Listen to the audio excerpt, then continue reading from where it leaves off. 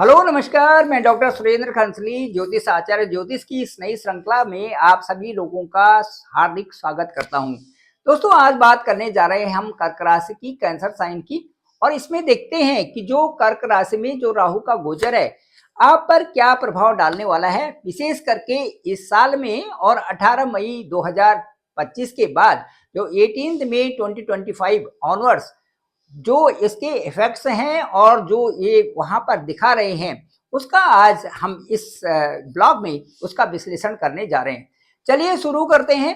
कर्क राशि की जो कुंडली है उसमें ठीक इस समय जो यदि राहु का गोचर देखा जाए तो ठीक जो है 9th हाउस में इस समय राहु का गोचर चल रहा है। कुछ दिनों के बाद मई 2025 में ये आकर के सीधे 8th जो हाउस है वहां पर आ जाएंगे, 8वें घर में आ जाएंगे। 8वें घर में जो शनि है, राहु है, मंगल है, कोई भी मैलेफिक ग्रह वहां पर होते हैं तो प्रभाव तो ऊपर नीचे का रहता ही है। कुछ शुभ प्रभाव होते हैं और कुछ अशुभ प्रभाव होते हैं, इसमें भी कोई भी संदेह नहीं है। अब मैं आपको ये बताना चाहूंगा कि जो राहु है वो ये क्या है। सबसे पहले तो जो हमारी धरती है इस पर जो ये प्लेनेट है इनका प्रभाव तो पड़ता ही पड़ता है, साथ में जो 7 प्लेनेट है उनका प्रभाव तो है ही। और जो राहु और केतु हैं इनको भी हम ज्योतिष के अनुसार, वैदिक ज्योतिष में इनके साथ में जोड़ लेते हैं। अब जो राहु और केतु हैं ये छाया ग्रह हैं और जो राहु हैं ये शनि के ही छाया ग्रह हैं। इनका जो संचरण होता है एक हाउस में ये ठीक 1.5 ईयर के लिए होता है। इनकी जो दशा आती है वो ठीक 18 साल की इनकी दशा होती है। अब जो इनके परिणाम होते हैं वो देखने लायक होते हैं। वो किस तरह से? क्योंकि राहु एक रहस्य है, राहु एक छल है, राहु एक भ्रम है और राहु जो है एक जल्दीबाजी है और राहु एक इच्छाओं की पूर्ति करने वाले हैं। जो आपकी लालसा होते हैं उनकी इच्छाओं की पूर्ति करने वाले हैं। जो हमारी तीव्र इच्छाएं हो जाती हैं उनको आवश्यकता में बदल देते हैं और आवश्यकता में जैसे ही बदलते हैं वो तो आपको करना ही करना पड़ता है। तो वो दोनों तरह की इच्छाएं हो सकती हैं, अच्छी और बुरी भी। तो यदि किसी का राहु अच्छा है तो अच्छाई की तरफ अटेन करने के लिए, वो अचीवमेंट्स के लिए पूरी तरह से लग जाते हैं राहु और उन सबको बटोर लेते हैं। वहां जितना पैसा है उस समय बटोर लेते हैं। लेकिन यदि यहीं पर मैलेफिक होती हैं, ये पीड़ित होते हैं तो उस तरह से बीमारी भी दे देते हैं, उस तरह से परेशानी भी दे देते हैं, उस समय से उस तरह से फंसा भी देते हैं, उस समय से कई प्रकार से ऐसी प्रॉब्लम्स आ जाती है कि जो है जो लीगल है वो इलीगल के रूप में, और कहीं पर जो है कई तरह के सर्कमस्टांसेस आने पर राहु का जो 1.5 साल का पीरियड है इसमें जातक बहुत परेशान हो जाता है। ये जो परेशानी है इसका आने का मुख्य रहस्य यही है कि राहु का पीड़ित होना। अब मैं आपको ये बताना चाहता हूं कि राहु एक तरह से जो प्लेनेट है इनका जो हाउस है बहुत अच्छे हाउस जो माने जाते हैं, ये 3rd, 6th और 11th ये हाउस इनके लिए अच्छे माने जाते हैं।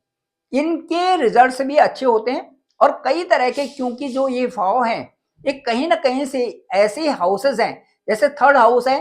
3rd हाउस में राहु का जाने का मतलब आपका पराक्रम बढ़ना और कई तरह से कार्यों की तरफ रुचि लेना और कलात्मक ढंग से उन कार्यों को, एक्टिविटीज को बढ़ाना और जो क्रिएशन हो उसमें कई सारा उसका इंप्रूवमेंट कर देना। ये राहु है 3rd हाउस का। यदि 6th हाउस में राहु रहते हैं तो 6th हाउस में हमारा 6th हाउस हमारा रिलेशन से भी होता है। 6th हाउस हमारे दूर दूर के रिलेशन भी होते हैं। 6th हाउस हमारे ऋण, रोग और शत्रु के भी होते हैं। यहां पर के लिए राहु, एक राहु ही पूरी कुंडली को बैलेंस करके रख देते हैं 6th हाउस में और बहुत अच्छे रिजल्ट्स होते हैं। इसके साथ साथ में जो 11th हाउस है वो हमारी इच्छाओं का है, इनकम का है, इनकम सोर्सेस का है। इसलिए वहां पर जो 11th हाउस है, 11th हाउस में भी राहु के अच्छे रिजल्ट्स आते हैं। इसके साथ साथ में राहु यदि और हाउसेज में भी हो तो उनके शुभ और अशुभ दोनों तरह के परिणाम यहाँ पर होते हैं। यदि राहु अच्छा है तो अचानक धन की प्राप्ति भी हो जाती है। राहु अच्छा है तो आपको तनाव से मुक्त भी कर देते हैं। राहु अच्छा है तो आपको चिड़चिड़ापन नहीं होता है। राहु अच्छा है तो आप जो है कई प्रकार से अच्छे विचार वाले बने होते हैं। राहु अच्छा है तो आपको आपको कई तरह से प्रॉफिट भी होता है और सही दिशा में आगे चलते हैं। इसके तरह से यदि राहु की दशा में राहु थोड़ा सा भी खराब होता है, यदि राहु खराब है तो नशे की आदत पड़ जाती है। कोई भी आदतों में कहीं भी आदमी जातक जा रहा है, उसको अपना सिस्टम ही पता नहीं रहता, मुझे कैसे जीवन यापन करना है, कैसे नहीं करना है, ऊपर से बिल्कुल नीचे आ जाता है और कई प्रकार की हानियां उसमें हो जाती हैं। इस दशा में अचानक धन हानि होती है, अचानक चिंता बन जाती है, अचानक जो है लॉस हो जाते हैं, अचानक जो है गलत विचार आने शुरू हो जाते हैं, अचानक जो है बीमारी हो जाती है, अचानक कई प्रकार से संकेत इस दशा में आ जाते हैं, भय अलग होता है, ये सारी चीजें होती है। तो राहु के उपाय यदि किए जाए तो उसमें ये है कि भाई जो निर्बल लोग हैं, जो गरीब लोग हैं, उनको खाना खिलाना, कुत्ते को रोटी देना, ये भी उसमें आता है, चिड़ियों को रोटी देना, ये भी उसमें आता है, और साथ साथ में जो जो इसके साथ साथ में जो कुछ चीजों का दान देना, ये भी इसमें आता है। तो राहु के लिए जो ये प्रक्रिया दान वाली है ये अच्छा है, क्योंकि इससे हमारी एक तो प्रैक्टिस होती है और साथ साथ में हम इस प्रक्रिया से अपने मन को भी शांत करते हैं। अब मैं आपको बताने जा रहा हूं कि भाई जो कर्क राशि है इसके लिए राहु का संचरण कैसा रहेगा, जो अभी 1.5 साल के लिए जो राहु चल रहे हैं और 1.5 साल के लिए आगे चलेंगे, क्योंकि एक हाउस में ये ठीक 1.5 ईयर रहते हैं और पूरा जो संचरण होता है इनका, यदि पूरी कुंडली देखें तो इनके संचरण में जैसे इनकी दशा होती है, दशा 18 साल की इनकी दशा होती है, तो जो इनकी दशा होती है वो देखने लायक होती है और कई तरह से उतार चढ़ाव इसमें होते हैं, शुभ परिणाम भी और अशुभ परिणाम भी होते हैं। अब मैं आपको बताऊंगा कि जो कर्क राशि है इनके ठीक इस समय नवम भाव में राहु बैठे हुए हैं। अब नवम भाव में राहु का मतलब क्या है कि सीधे लक्ष्य तक की प्राप्ति इन्होंने इनको करानी है। कर्क राशि वालों को लक्ष्य तक की प्राप्ति ये कराएंगे वहां से, क्योंकि भाव कौन सा है, 9th भाव कौन सा है, भाग्य का है। तो भाग्य के उसमें इनको थोड़ा सा भ्रम, थोड़ा सा परेशानी, थोड़ा सा छल तो जरूर रहेगा, लेकिन भाग्य की वहां पर बृहस्पति का घर है और वहां पर राहु इनके हैं, तो इनको बृहस्पति के अनुसार और राहु के अनुसार इनको उच्चस्थ पद प्राप्त होगा और साथ साथ में ये अपने जो जो कार्य कर रहे हैं उसमें इनको 100% सफलता मिलेगी। इन कर्क राशि वालों को रहस्यमयी रिजल्ट्स यहां से होंगे 9th हाउस से।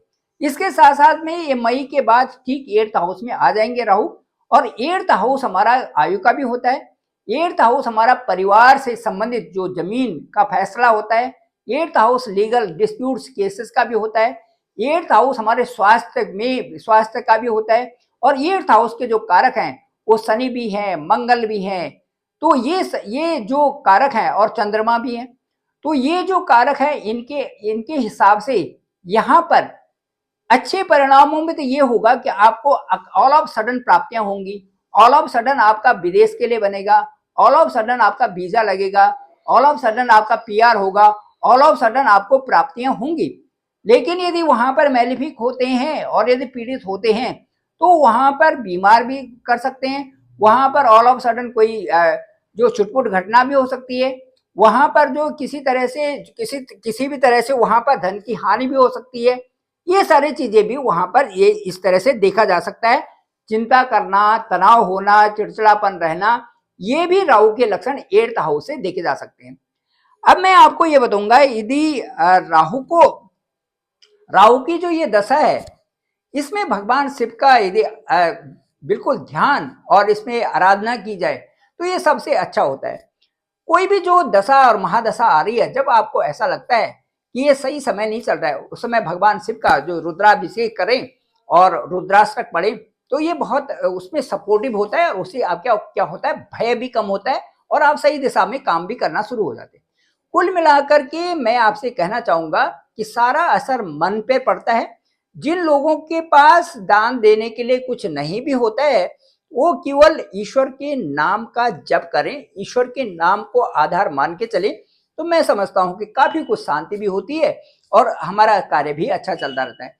Thank you very much. मैं डॉक्टर सुरेंद्र खंसली, ज्योतिष आचार्य। डिस्क्रिप्शन पे मेरा नंबर है 9868280191। आप डायरेक्ट मुझे कॉल कर सकते हैं और मैं आपका हॉरोस्कोप देखूंगा, देखेंगे कि लग्न कहाँ पर है, राहु कहाँ पर है और राहु का परिणाम किस तरह से हो रहा है। साथ साथ में देखेंगे कि उतार चढ़ाव के बीच राहु आपको 2025, 2026 और 2027 में किस तरह से अच्छे रिजल्ट दे रहे हैं, सब विवेचन करके ओवर फोन आपसे बात करेंगे। मुझे लगता है कि आपको ये डिस्कशन जो है मेरे अनुभव के अनुसार अच्छा भी लगेगा। और उसके बाद मैं आपसे अनुरोध करूंगा, कृपया इस चैनल को, डॉक्टर सुरेंद्र खंसली नामक इस चैनल को आप जरूर सब्सक्राइब करें, दूसरे लोगों तक भी भेजें ताकि सबको इसकी जानकारी हो सके। आप सभी लोगों का धन्यवाद, आप सभी लोगों का बहुत बहुत आभार।